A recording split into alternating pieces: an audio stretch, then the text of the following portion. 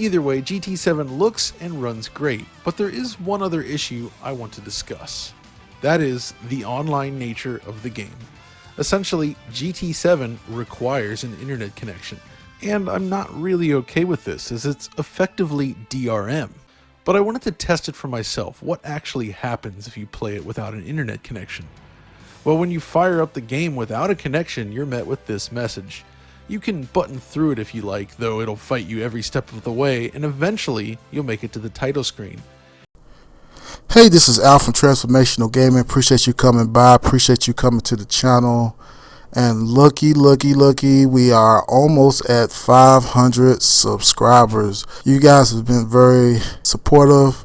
I'll mention a little bit more about that later. But for right now, I would like to ask you to continue to subscribe, comment in the comment section. This is something that I never thought would happen. So appreciate you for that. Real quick, I want to get into Gran Turismo.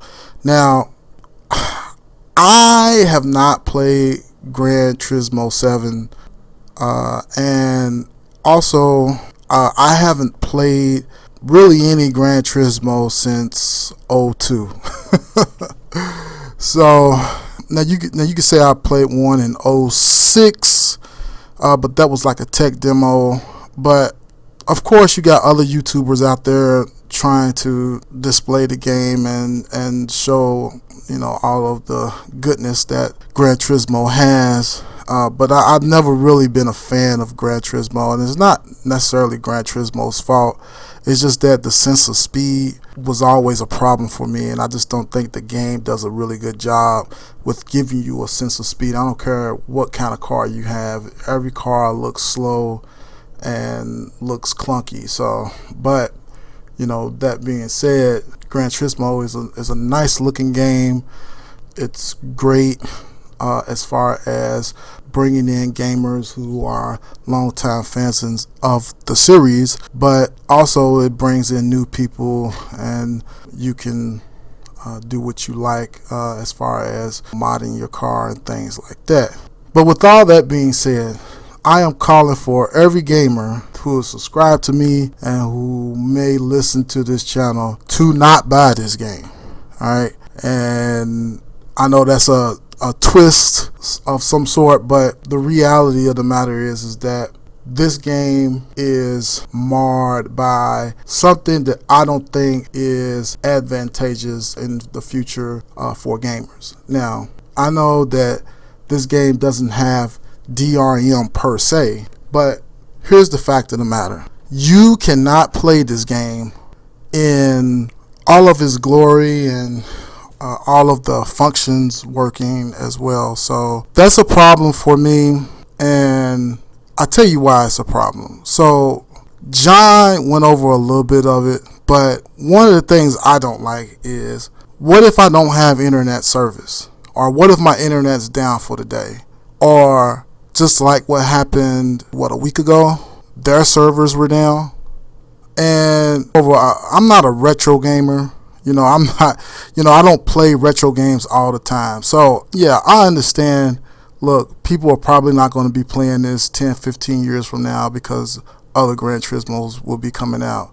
But I just think that people are very uncomfortable with being tracked. And, honestly, I guess you're going to get tracked regardless, but to say, hey, look, we're not going to allow you to play this game without being online, I just think it's just a brutal thing to do. It's just a brutal thing to do. I mean, why would you do that? It takes away from the game when you have a game that has to be online in order for you to boot it up. I mean, and then not only that, but once you boot it up, you go through all these menus and you try to make it hard for users to navigate the menu. And, another thing I want to bring up is, when does it stop? I mean, because that's my main beef with the situation. Because we're doing it on Gran Turismo, and really, from what I understand, this is the only PS exclusive that uses DRM like this. Now, I understand for multiplayer games, multiplayer games are what they are. But you should still be able to practice when you offline. And I just don't think that cheating is such an issue. Now, I know polyphony's not me, but there's got to be a workaround for cheating and changing your saves. I mean, you can always check for that once you upload or whatever you need to do. It's just so many other ways you can work around than just not being able to log in and play the game without being online. I just think that's just a Bush League type of move. I think you guys should suffer for that, because to me, if this game becomes a hit, then that's saying something to Polyphony and Sony. That's saying that we approve of this and that our sales is going to show it. Because I would do it. I would definitely look at it and say, hey, look, man, we can start doing this to other games, because people are going to buy the game regardless, especially the games of notoriety. So I think that sets a bad precedence for gamers and people who are honestly trying to get out here and buy these games because they love the cars. The cars are crafted so well, and the vision for what Gran Turismo is, which is basically a car model, a detailed car model that you can actually play and have a feeling of immersion. So, and I get it from a business end why you would want to be able to control the version of the game and things like that, because honestly, it doesn't make Sony money if you guys are still playing the old version of Gran Turismo. But at the same time, I think that having a game attached to being online, I think that doing it that way is going to put gamers into a situation where they may buy the newer version, but they still would like to go back and play the older version, and they're not going to have the flexibility that they would otherwise. And I think that's just not good for gaming. In this sense right here, I just believe that you want to do what's right for gaming, because to me, I think if you're going to play the old version, then there's no doubt in my mind that you're going to purchase the new version. And that's just the bottom line. Look, again, I don't like Gran Turismo, so I'm not going to buy the new one. But if you're a fan, you're a fan. And so it's not going to take money out of your pocket by allowing customers or gamers to purchase this game and play the old version and compare the two. Because a lot of people like to do that. Some people get nostalgic. If I do play an old game, it's because I'm nostalgic for it. I like Metal Gear 5. And even though it's the last one, I still like playing it. I still like playing Metal Gear 3. Actually, I'm thinking about doing a marathon for Metal Gear and, making sure that I keep the capture up res. So, but with all that being said, that's really all I wanted to talk about. Why am I telling people not to buy this game? Because to me, the success of this game will send a bad precedent for gamers and for these companies to be able to do things like this and still have success. And so I think gamers, we got to learn how to speak with our pocket. We just can't allow these companies just to run all over us, man, because we're a fanatic about a game. I think that in itself doesn't give you purchasing power. It takes away purchasing power. And God knows, with all the inflation and stuff that's going on, guys, we need purchasing power like none other time, man. I mean, we need to have purchasing power. So, yeah, that's all I would like to say.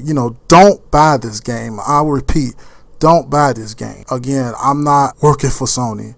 So, Sony, even if I did work for Sony, I still would tell people not to play and buy this game, because this is sending a bad precedence, man. And I hope that the success of this game is torpedoed. But yeah, again, thanks for coming by. Just want to send a shout out to all the people out there in the Philippines and all of the foreigners in Dubai and South Africa. And Kita, you guys have worked with me really well, and I've not ever seen this type of success before. So I want to thank you from the bottom of my heart. I appreciate you helping me out with the channel.